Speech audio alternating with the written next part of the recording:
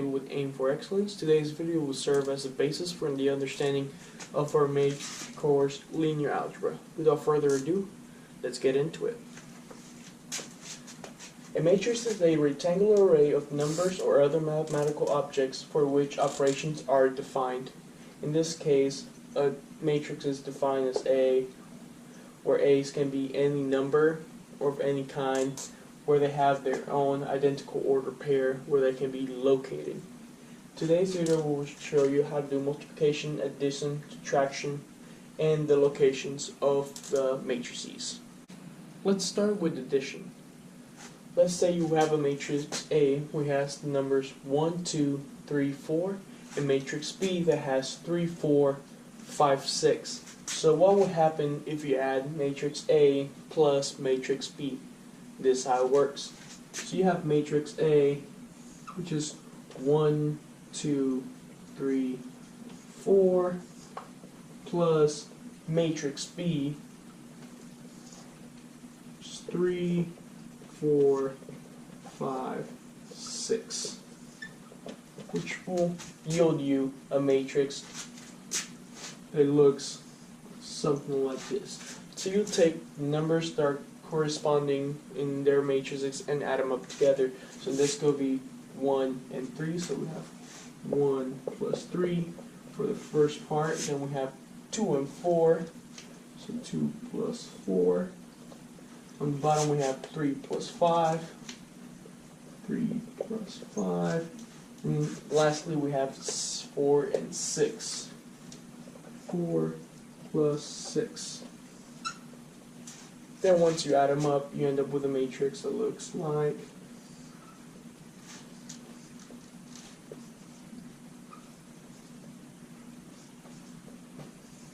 something like this.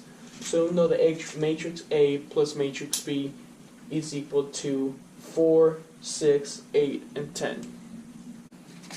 Addition is commutative, so therefore you can add it back or forth and it will still give you the same number. As we will see ahead in multiplication that it's not the case. Let's move on to multiplication. Now let's talk about multiplication. Unlike addition, multiplication's order does matter how you multiply them. So A times B, it will not equal the same as B times A, and we will show you that. So let's first do A times B.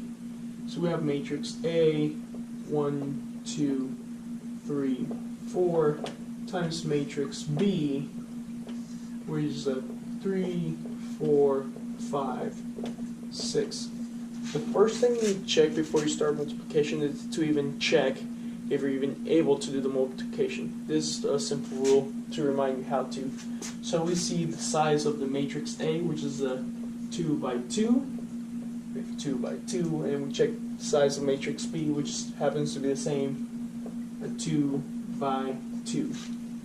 What you have to check is that these two numbers are the same. If they're the same, then that means you can multiply them. These two numbers will yield you the size of the outcome matrix. So let's multiply that.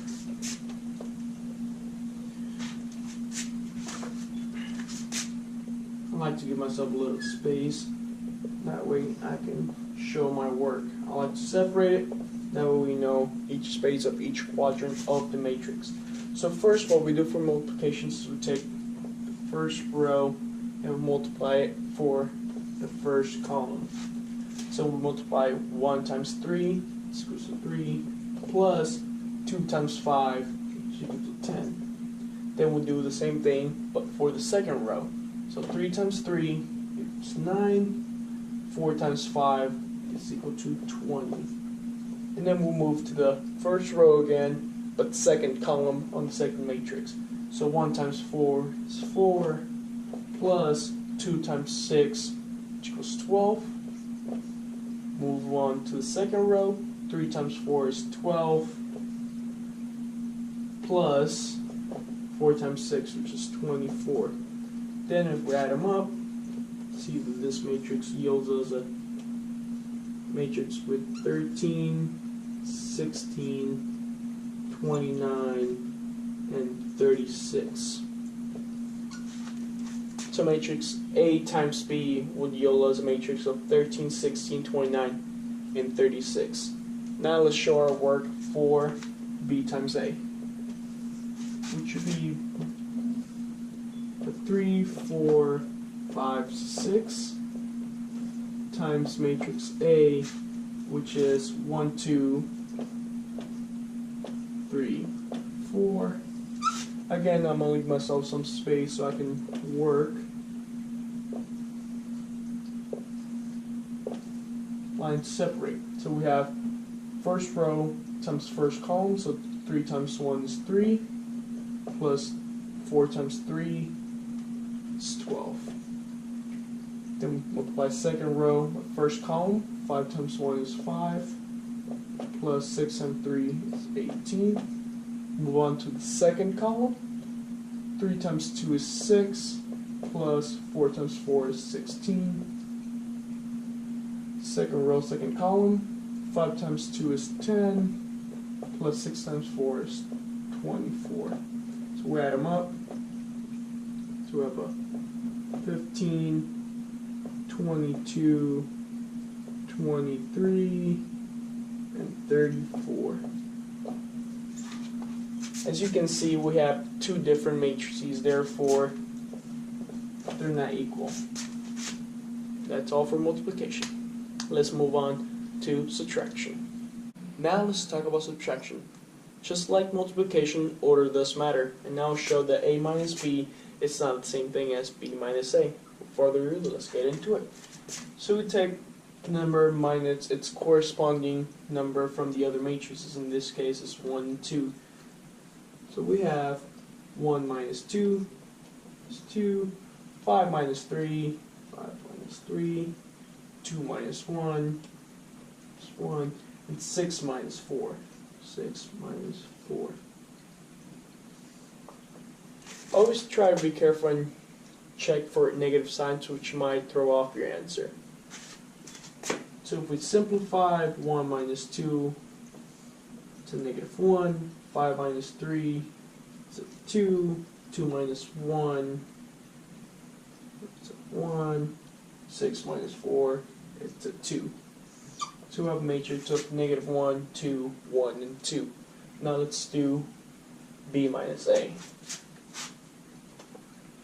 So we have matrix B, which is 2, 3, 1, 4, minus matrix A, which is 1, 5, 2, 6.